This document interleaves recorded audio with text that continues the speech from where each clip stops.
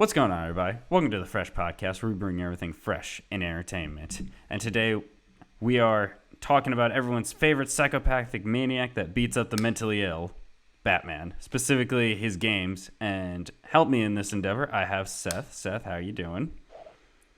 I'm doing good. Is that really what we're going to start with, describing Batman as? It's as like not a rich inaccurate. 1%er just beating up. I mean, funnily enough, Arkham Asylum is probably the best example of that. So, Yeah. You know what? Go for it. Exactly. Batman's a terrible Here we person, go. and I will fight you on it. And also, Randy's here. How you doing, Randy? That's not how I expected us to start, but here we are. Yeah, gotta throw a Yeah. curve. Gotta keep y'all on your toes. Yeah, Batman's not a good person. He's a rich sociopath that instead of putting his money into the community, just beats up the mentally ill. What about it? Anyway, he makes good video games. So, we are here to rank the video games, specifically the Arkham series. And yeah, we're kind of doing this because the Suicide Squad came out, and for some reason, the Suicide Squad game is based in this universe somehow. Just to make sure. Yeah, I and wish just to it make sure wasn't. and so we could get this SEO. It's Suicide Squad Kill the Justice League. Just to make sure that we get that SEO correctly. Oh yeah, sure. But yeah, we didn't. That game looked bad, so none of us played it. So we're like, well, we'll just go and replay the actual good games. And here we are talking about the actual good games, and we're gonna kind of rank them from the very number one to the worst of the worst, other than Suicide Squad, Kill the Justice League. So yeah. Before we get started, I want to say again thank you to all the supports on our shorts and our other videos. If you haven't already, go over to our TikTok, watch some videos. We'll probably get more shorts out here later. We haven't done one in a minute, but I have some ideas for it. So go check those out. Short form content's always great if you don't like these longer kind of videos. With that said, and with that little introduction out of the way, let's start with the game that started it all. Which is Batman Arkham Asylum. I almost said City. And yeah, when City kind of first came out, this kind of blew up the world, and every game journalist from here on coined the phrase "makes you feel like Batman." And it's not entirely inaccurate. This laid like the groundwork, obviously, for everything to come in, and this was. Honestly, this was like my favorite for a while. I actually, I know a lot of people disagree with me on this, and objectively it is probably not as good. But I've liked Asylum as like my favorite for a while. I don't think it's my favorite now, but like for a very long time, Asylum was my favorite because it was more condensed. It felt more like focused and yes, linear, but like kind of just like. A bit more of a straightforward story versus after this, all the games would kind of get a more open world environment and a lot more like things to throw at you. But I've always really loved City. I love its story. I think it has obviously, and this is going to be the same for all of these, great performances from Batman and Joker, and really all of the cast. I feel like Mark Hamill and oh my gosh, wow. Kevin Conroy. Kevin Conroy. I don't know why my brain almost said Kevin Spacey, which would have been a very different Batman. Kevin Conroy. They're obviously amazing and have been talked up like a million times. But I feel like the rest, like, there's a lot of other characters in this that do like really good jobs as well. Like, I love Scarecrow in this. His boss fight, and like I don't actually know who voices him. But I remember he. I don't remember the name of the actor, but in Asylum, I do remember it is the voice actor from the animated series. In fact, that's kind of makes up a majority of the voice cast in the Arkham games are alums from the Batman animated series, which is fantastic. Yeah, I think that's really awesome to see. I think that just probably elevates it so much. Yeah, I've always kind of like in a weird, even though I know it's kind of in its own continuity, in my brain I've always considered like the Arkham games as sort of tied into the animated series. Like I've always envisioned it like it's set like sometime further in the future of it, even though obviously if you look into the continuity, a lot of things don't line up exactly. And then of course, this has a lot of things that would conflict with things like Batman Beyond and all that Yeah. but it's to me like this always felt like it had the heart and soul of the animated series. Maybe like a little bit more mature, I'd suppose, is the way I would describe it. Maybe. I don't know. The animated for shows sure. had some mature episodes and mature themes, but it's a Oh bit yeah, more. I think it's just like it has a bit more like I guess adult stuff. Like it's a little bit more. I mean, let's I mean, the opening with like Harley in her outfit. I think it's a little bit more sexualized. I think it's a little bit more gritty. violent. I mean, Yeah, yeah. I mean, these all these games are rated T at minimum, and Yeah. um, in comparison to, I mean, the animated show came on Cartoon Network. I mean, WB Kids depends on where you WB Kids. watched it. Never mind. Yeah. No, you're right, but I think like that. I think that's good, and obviously, a lot of the writers, at least for Asylum and City, I know was Paul Dini, who did some of the animated show stuff, and I think some of the Batman comics as well. So you also had like you basically you had people writing this stuff that know Batman, that understand Batman. I think the biggest draw of these games, honestly, though, is, as Drew pointed out, is Kevin Conroy and Mark Hamill as Batman and Joker. When I booted up Asylum, I was immediately entranced by like the dialogue exchange between like Batman and Joker. Even if you didn't ever watch anything about Batman before, even if you had never watched the Batman animated series, I think that opening cutscene where you're just walking through the asylum and you're escorting Joker in does such a good job of them just establishing their history with each other in that brief amount of time. And it's like, it's such good acting. I think there's a reason why, pretty notoriously, Mark Hamill will say, with any Batman project, like, oh, we want you to play Joker. It's like, is Kevin going to be in it? And if they said no, he's like, nah, I don't want to do it. You can find someone else. Yeah. It's like, because they work so well with each other. That's why I love it. And I guess, sadly, like last year we did lose Kevin Conroy. And so like revisiting these games has been like, especially since it had been a while for me, it was really nice to go back and like hear his voice again, especially since he just kills it. Like he's just such a good actor. I think he imbues Batman with like everything you think about what Batman is. Like, he's intimidating, he's very smart, but there's also like these little bits of like charm and nuance to it, like both to how he approaches Bruce Wayne and how he approaches Batman. And I think there's one line in particular, and it's much later on that we're going to have to talk about in Arkham City. That's probably one of my favorite deliveries, just because I feel like there's so many different ways you can read into that line. But we got to talk about Asylum first. So Asylum like was one of the first games I ever played because I played this game when I was like really young. And it has so many like key memories of just like really fun things. But I think one of the most memorable experiences I ever had with Asylum, and I want to ask you guys if this was either spoiled before for you or if like it actually caught you off guard, is I think it's the first time you fight Scarecrow, or maybe the second, I can't remember. But like halfway through the whole interaction, the game will like manually quote unquote crash and put you back at the start, and you're like, what the hell? And you're like, what? And then you play through the start again, except like, wait a minute, I am in the cuff this time. Whoa, and everything's slightly different. And you're like, whoa, this is weird, but kind of cool.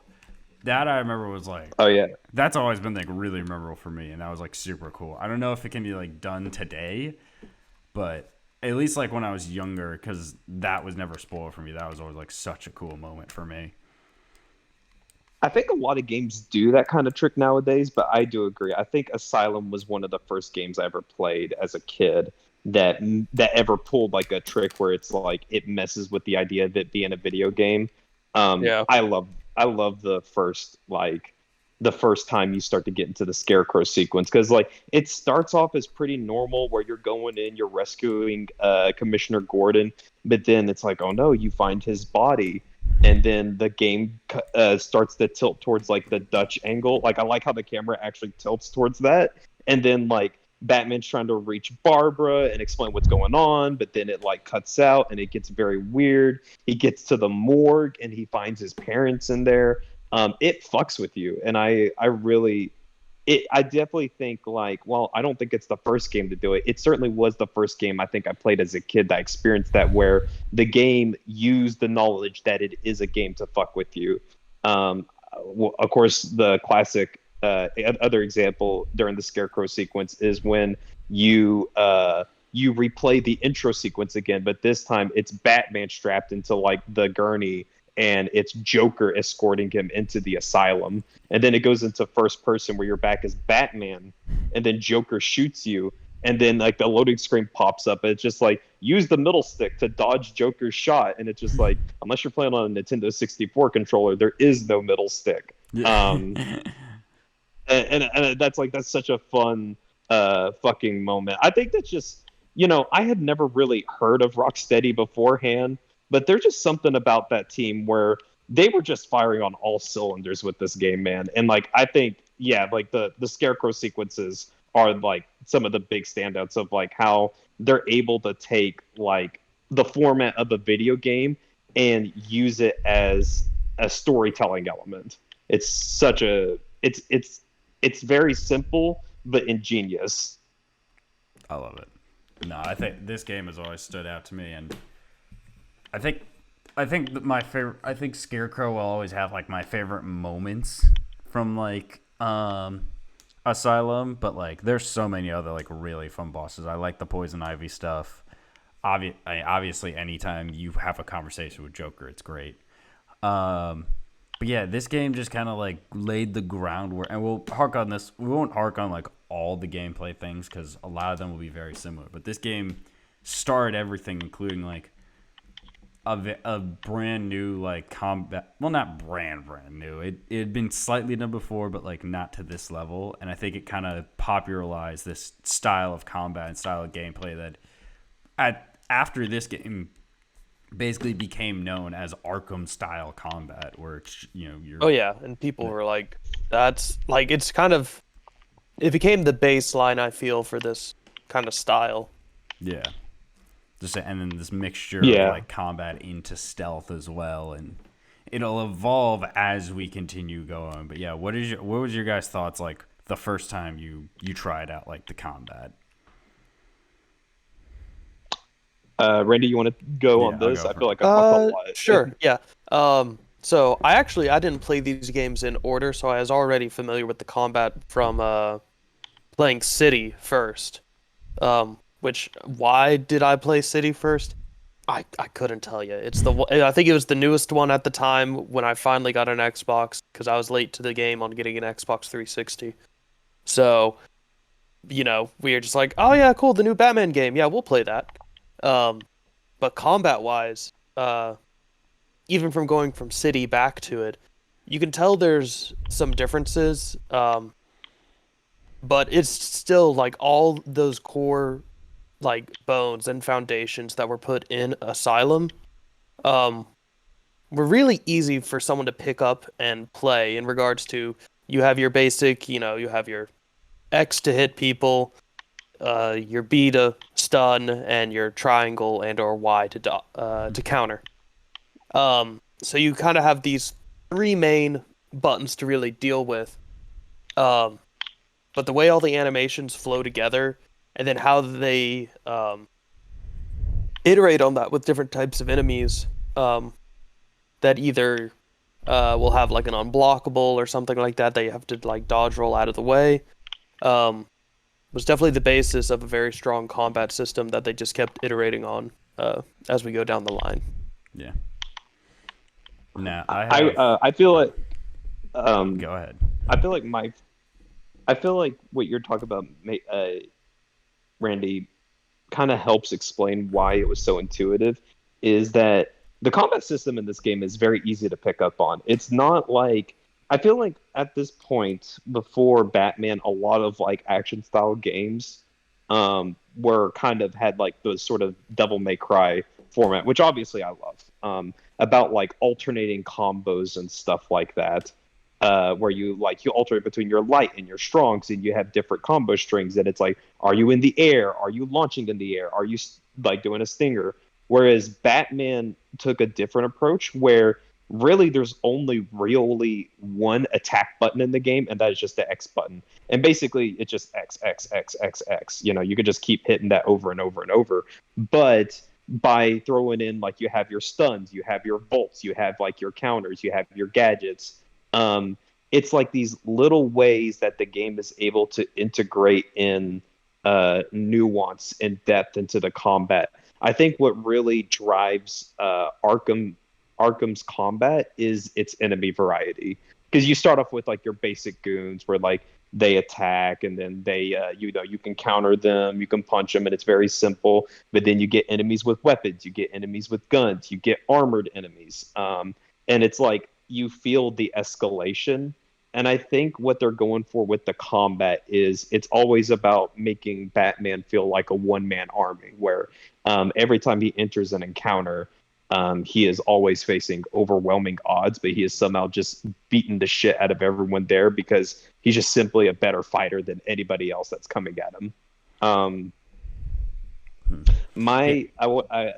remember my first experience with the Batman Arkham games was I remember whenever a store used called Game Crazy, which was attached to Hollywood Video. Back then, kids, we used to have these things like a Blockbuster in Hollywood Video, where you would go to rent VHSs and DVDs, and sometimes they would have Game Crazy, which is a place where you could go to a store, you could rent out video games, and they would also have little demos set up. I remember as a kid where we didn't have, me and my brother only had the original Xbox, and we didn't have the 360. We wouldn't get the 360 until like several years after it released, like in 2009 or 2010 or something. But I remember going into a Game Crazy. They had the demo for Batman Arkham Asylum set up, where it is just like that first like sort of like cell room where you first learn about the combat. It's like the challenge version of that, where you just like fight a bunch of these guys. I remember picking it up as a kid and just immediately like falling in love with like the game right there, because it was like I said, it was so easy to pick up on, but it felt addicting to like fight this group of people and get the next wave. And it's like, okay, now you're trying to get through it with no hits. I definitely spent a lot of time there. Whenever I first played that demo, it was probably a good 30 minutes.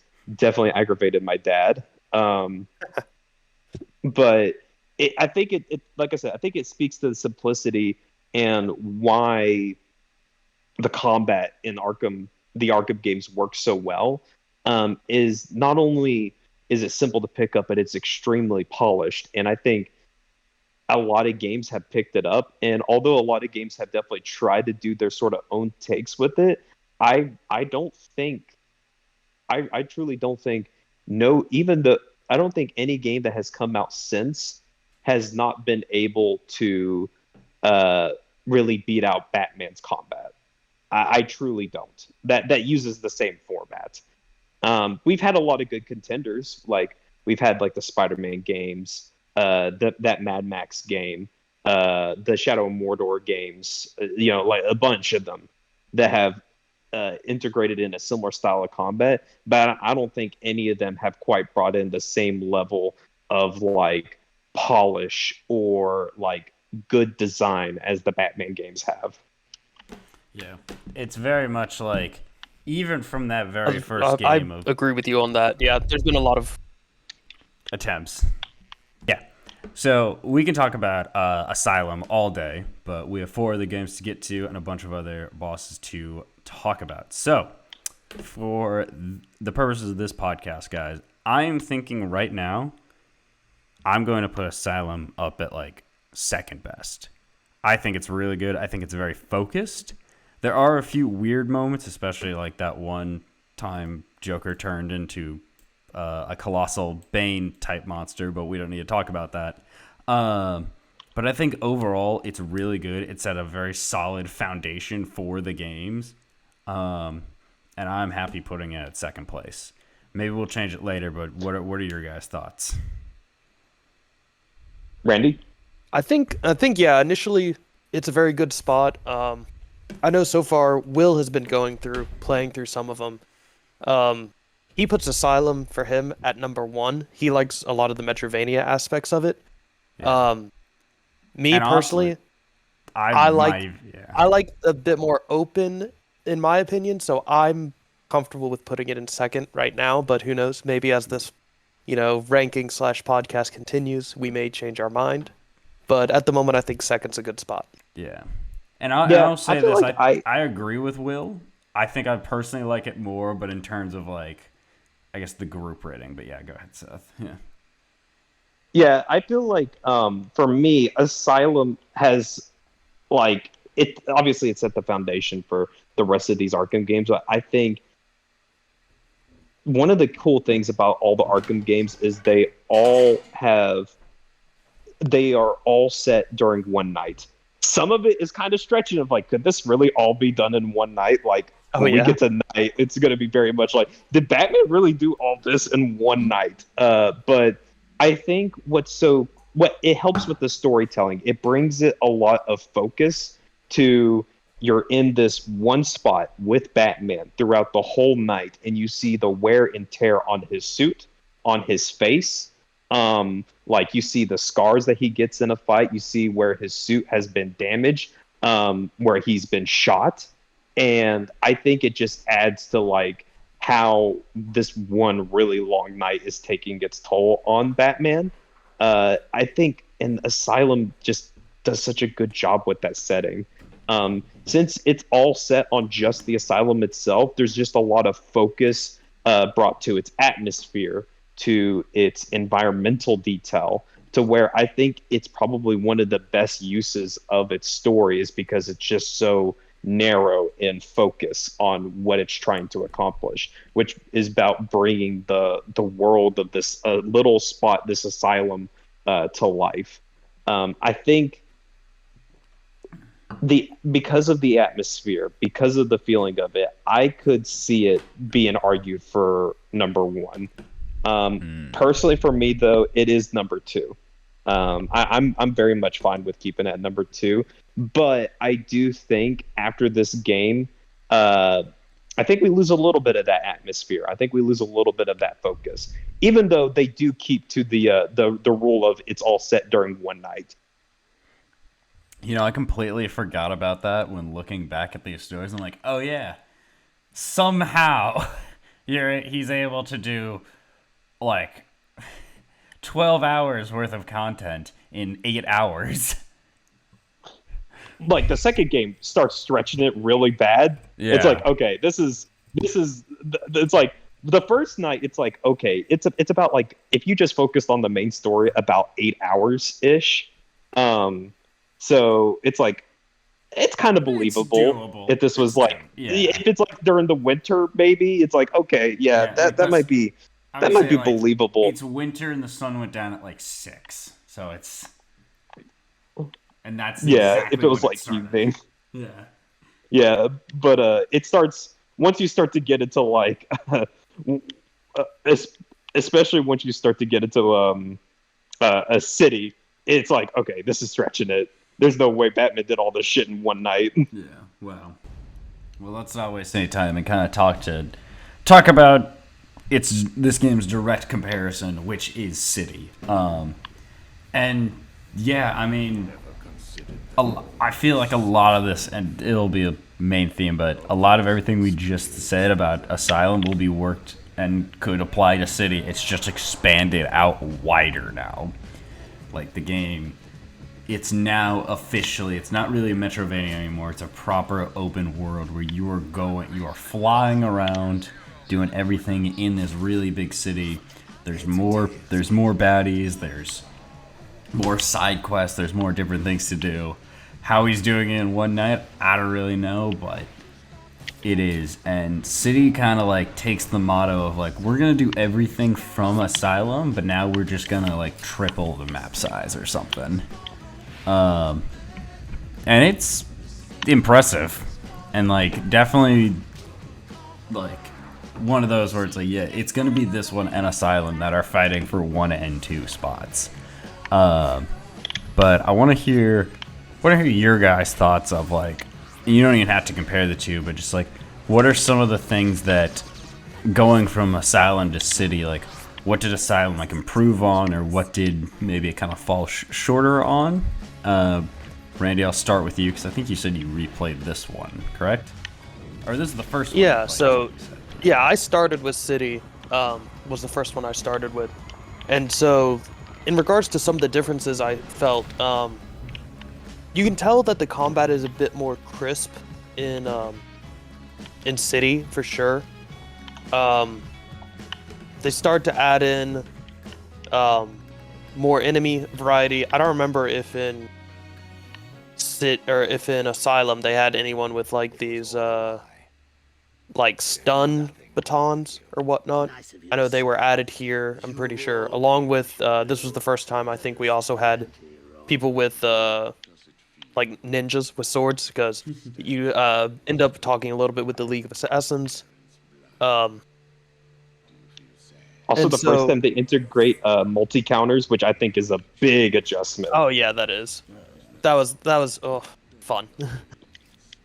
That's like the coolest fucking thing that they added, in my opinion. The City is the ability to counter multiple attacks, because there was a little bit of that feeling in Asylum. It's like every goon takes his turn to take his swing at like Batman, but the fact that like Batman can just right off the get-go, you don't have to get any sort of upgrade for it, where it's just like I can three guys take a swing at him, and he just like I love the one where it's like 3 or even 4 of them, because one of the counter moves he does is like he grabs one of them and just swings them in a circle and hits all of them. I'm like, this is so fucking cool. That's the exact one I was thinking about. It's so awesome. I love that one. I like the double one where he does like the Bruce Lee like jumping double kick, where like 2 guys come at him from the front and he just like, watch out! He just jumps up and kicks them both in the face and like lands back down. It's like, that's so fucking badass.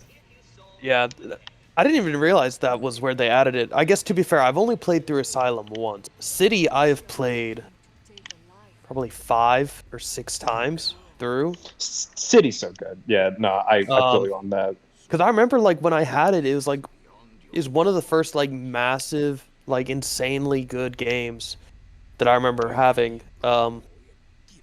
I don't remember if this won Game of the Year or not when it came out, but I know it was nominated.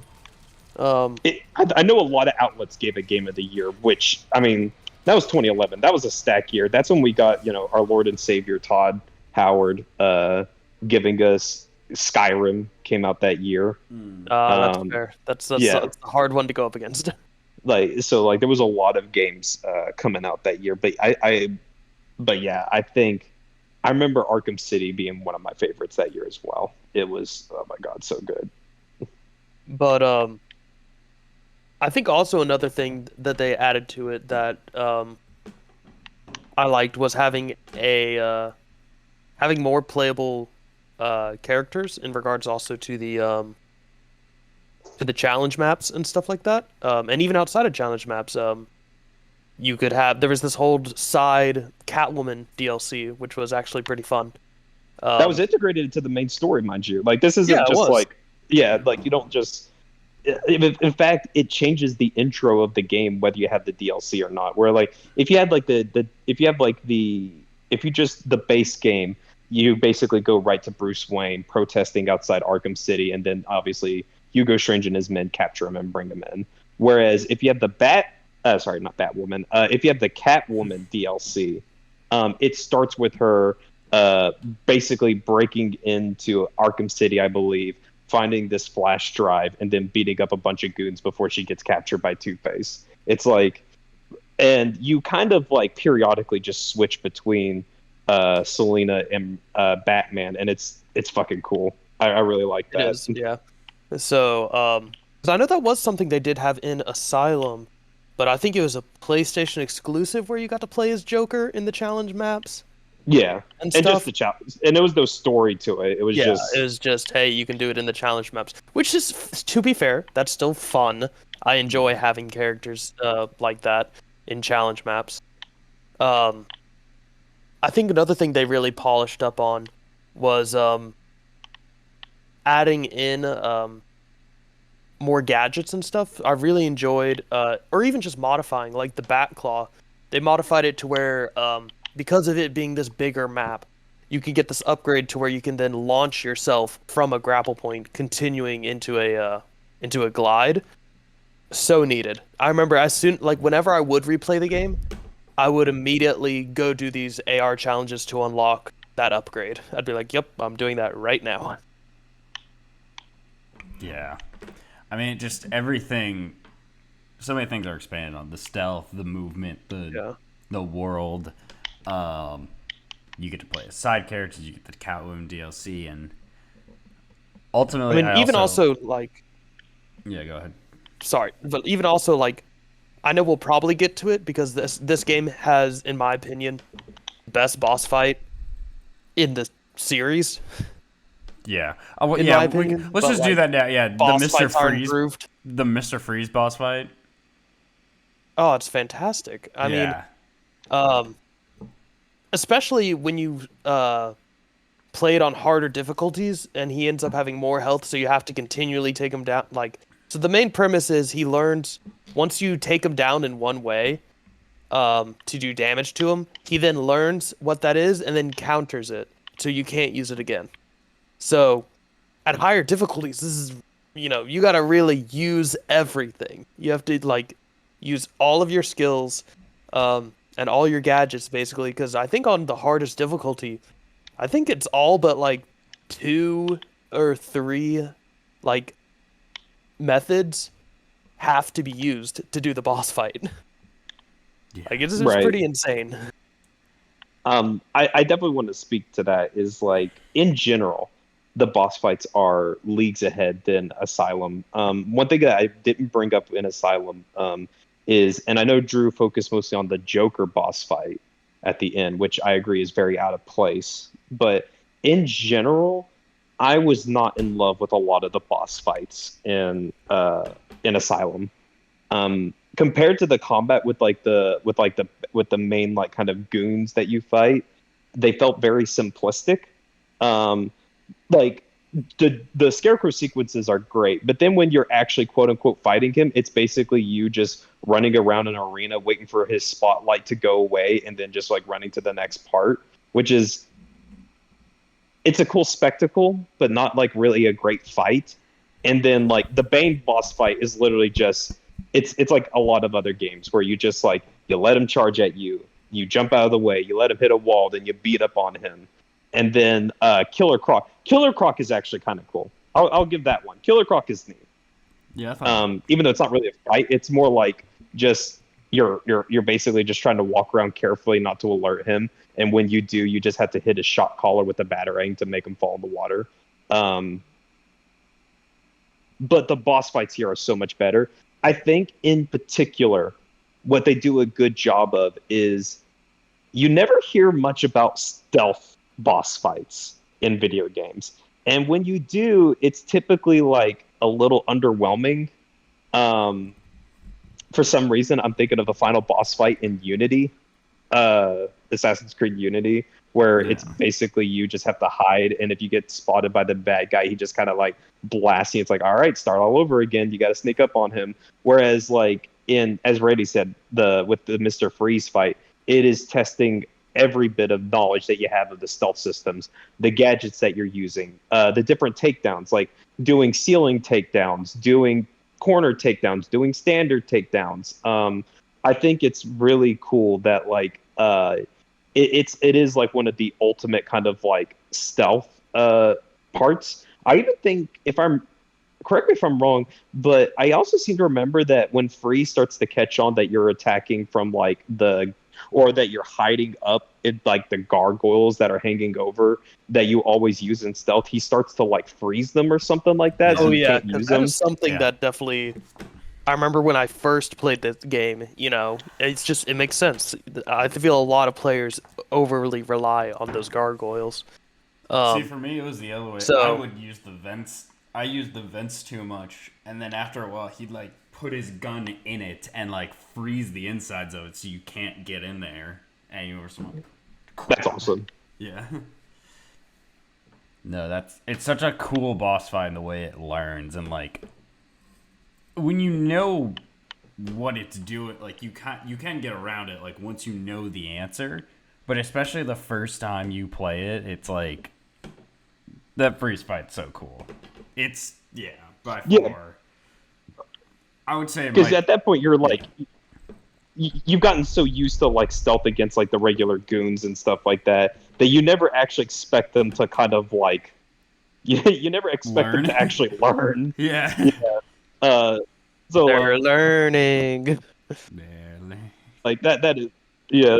So that's so cool. I do agree. I think like the Mr. Freeze boss fight is a standout. In general, just the boss fights are just so much better than they are in Asylum. I think they did a great job of addressing like that concern. Yeah. Yeah, God. I had forgotten to like look up, or like I almost completely forgot about the Mr. Freeze fight until Randy said, I'm like, yeah, that's the best boss fight in any of these games. It's just so cool. And on top of that, like Asylum or excuse me, not Asylum. City just has like the best of everything. Like I think the puzzles are fun and challenging, like the Riddler things. I think it has the best boss fight, and in my opinion, even though like I like that Asylum's story is very like narrow and focused and kind of feels like just a really shit night for Batman, I think City has the best story like by far of any of these games. Like it's between like Kevin and Mark as Joker, and obviously the big finale. It is, that's all I can say. I want to be critical and say something engaging, but I'm just like, no, it's just good, and it's just good for good, and that's where my brain's at. And I can't Not to take mention, it really does have, I think, one of the best twists in like video games. Like for me, it's up there with like stuff like the Star Wars Knights of the Republic twist and stuff like that, where I'm like, oh man, it's one of the things where like the answer was staring you in the face the whole time, but you couldn't catch it. I think even Joker makes a comment about like, you call yourself the world's greatest detective, but the clue that you needed was right in front of you all along or something. Oh my god, it's so good. But can I talk about like a little bit of like the story here? I say go ahead, because I don't know how to transition back to it. So I think just like full on. If you've gotten this far in the podcast, you've played all these games. There's no reason. I think just goes full on spoiler. So the start of the game, basically, Batman finds Joker recovering from like the Titan serum that he took at the end of Asylum, or rather, not recovering well. He's sick and dying. He and Harley ambushes Batman and basically injects some of like Joker's like disease, like his infected blood into Batman. And he tells Batman like, hey, I've also like sent my blood out to all these different hospitals in Gotham. So basically forcing a uneasy alliance with Batman. And what you have is Batman going through his rogues gallery just trying to find a cure. He has to go to Mr. Freeze for help. He needs to find Ra's al Ghul because he needs the like his blood, because he's been exposed to like the Lazarus pits for so long that they need that regenerative property to form the cure, like all this other stuff. So you're going through all these different like characters, and whenever you interact with Joker, you're having a lot of these weird moments where it's just like, first he's really sick, but then in another scene he's really like healthy, and it's like, what's going on? Like, is Batman just losing it because he's becoming more and more ill and he's just hallucinating, or what's happening? and then the twist at the end where it's like, oh, there were technically two Jokers. One is the real sick Joker that Batman's been talking to, and then the other that looks healthy is Clayface, which is I think that was one of the coolest fucking twists in a video game I've ever seen, um, because it's something that's set up a long time ago. In Asylum, you can actually find Clayface's cell, and it's not even labeled as Clayface's cell. It just has a sign or something that says like, warning, the inmate will pose as Arkham staff or something like that. Yeah. And then when you first approach the cell in Asylum, it's like Quincy Sharp, the warden of Arkham Asylum. But then you look away and look back, it's Commissioner Gordon, and it's like, switching, and I'm like, oh, that's fucking cool. And it doesn't it all but names him as Clayface. So when you see him here, and it's like, it makes sense. Clayface's backstory is he was an actor before he became this. Yeah. So of course he knows how to act like the Joker. That's his job. And everyone has pointed out, like, if you go back to scenes where you could control Batman, if you go into detective vision, you find out that, like, oh, the fake Joker doesn't have any bones inside him because Clayface doesn't have bones. Yeah, it's like, oh my god, it's so fucking cool, dude. That ending blew my mind. Not to mention, it's a little weird because you have to like dodge his projectile stuff, but the final boss fight is so cool because this is the one time where Batman actually uses the sword, and it's like, since it's Clayface, he's not really killing him, I guess. So it's like the time where Batman really gets to cut loose, and it's like, all right, what does a lethal looking Batman looks like? And it's just him slicing and dicing with this sword with like the big Clayface himself and with the tiny Clayface minions that come out, and he's like freeze him with like Dr. Freeze's grenades. It's such a cool fucking like final fight to like all on top of this crazy ass twist that they throw at you. Oh yeah, like it's I love it. Chef's kiss in regards to a story. I've always loved. I think it is one of the most, and it's one of the things where like after I see him, like, why the heck don't I see more Clayface in media because of this? I'm like, this is so cool. It's such a smart use of not only Clayface himself but Joker and every one of these characters of just like, yeah, even though Batman is smart, his weakness always has been the Joker. He gets kind of like blindsided by him and just like narrows in and focuses on him. He wouldn't realize this probably, and I think Clayface is used great here, and obviously like Batman Joker used great. It's phenomenal. I love it. Chef kiss, as Randy said, it is such like a monumental like moment that it blows my mind away how they treat certain characters in the sequels. But I'll go with my gripes on that later. I won't get into that now. Yeah. It's just good. Yeah. It's by far like the best story, and I think all of these games have like kind of like the big like, ooh, that was a weird moment, or like kind of like picky complaints, but I think this is the one where like when you think of like the Arkham games, people's first thought will always be moments from City. Or like that feeling from City, and maybe a few from Asylum, but I feel like City is like, it took everything that Asylum did, amplified like by 10, and was like, we're also gonna put one of the best Batman stories and best Batman twist also here. So it's no wonder why Randy Sternberg was like just dedicated his life to this game. Yeah. So. As much as I think another thing we should point out is they do a good job of making use of the open world format. And like, honestly, City isn't that big. I mean, compared to Asylum, it's huge, but like, it's not that big of an open world. But they do such a good job of like making use of that open world. Much like Asylum, there's like all these little like like if you're a big like DC Comics fan or Batman animated series fan, there's all these little like references like kind of sprinkled in everywhere. Like there's like the Iceberg Lounge, there's Sionis, or like referring to like Black Mask, and like there's even like other heroes like Superman and stuff that's directly referenced in this game if you know where to look. Like all the little references, but also the side quests were really good in City. I think the thing that makes the side quests work in City is none of them felt like the same to the other one. Like the Zaz side quest where you're tracking him down feels very different from like the Deadshot side quest.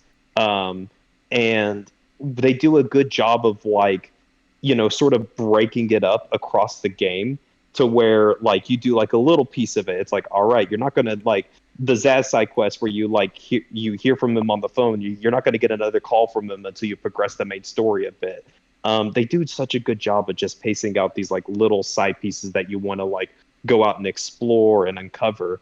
One of my favorites is when you just get ambushed by the Mad Hatter. It's a very brief side quest, but yeah, but it's so cool that it just like you're just playing the game normally and bam, you get ambushed and suddenly Batman looks like this weird, creepy Donnie Darko fucking looking bunny beating up on a bunch of guys. And then it's like, oh, it's Mad Hatter. It's like, cool. It felt like anything could happen in that game. I think that's, in my opinion, it's Rocksteady doing the best with the side quests they ever do, because I think after this point, we'll get to it, but like it starts to feel kind of like bloated, sort of repetitive. But here it felt refined and focused on like, how do we take advantage of these characters? Like I love like the Deadshot one is such a good example where it's Deadshot, the premise they put right in front of you. And at this point, I had never heard of Deadshot before. It's like, oh, it's the assassin that never misses. So you have like, I think 3 missions tied to him. And it's like, well, it doesn't go that well for Batman for the first 2 times. You play as Batman, you play through these sequences, and you hear Batman's plan coming together of like, okay, this is how I'm going to get him. This is how I'm going to trick him. And it's like, that's awesome. I love that so much. The side quests were just, they just add so much to the game, I think. And I haven't even talked about like some of the others, like Calendar Man and the Azrael like side quests. Like, oh my god, there's so much cool shit. Yeah, the game is massive. This is from this point. They're like, it's still one guy technically, but like BS. This thing is you doing all these side quests and main quests and storylines every like 8 hours. Yeah, I will say this much. No, that's the thing though. Is obviously, definitely, if you do everything, it's long. Definitely more than just more than one night. But I think that's what makes Arkham City so special to me. Is it's not actually that massive. That's the thing. It's focused. It takes the open world format, but it focuses on just making it as good a quality with everything. The side quests, the puzzles, the main story, how the whole world just kind of like works and weaves into itself. It basically, even though you're doing all these side quests and Riddler stuff, nothing about it feels like filler. And I think that's what makes it good. Yeah. It's not massive. That's what makes it so good. It's not massive. It's focused. But yet it feels massive at the same time. The scale, yeah. The scale, yeah. Like they make it feel massive, but it's never like grindy in regards to like being like, I guess I'll go do that. Everything feels like it's worth your time doing in Batman Arkham City. That's what makes it so good. Yeah. So where are we placing it? Probably fourth. I think we all know. I'd third, I guess. I don't know. All right. So anyway, Origins. Right now, I'm joking. As much as I like Asylum, and I think on a personal level, I really like Asylum, and I might even put it at number 1. I think objectively it has to be City. I mean, like, it's a better story. It improves on the combat in every way. Improves on the stealth. Has one of the best boss fights in the entire like series. I'm just like, there's no, as much as I like moments in Asylum, and as cool as that first experience was playing Asylum, City is an improvement in every way. Like, there's no there really is no contest. City is like the de facto, like what every superhero game from this point forward is now trying to. Originally, every superhero game was trying to be Asylum, and now every superhero game after this is trying to get back to that level that City reached. Agreed. I absolutely 100% agree. And if you ask me, no one's quite reached it. Like, just the refinement, how good it all is just like no game's gotten close to City for me.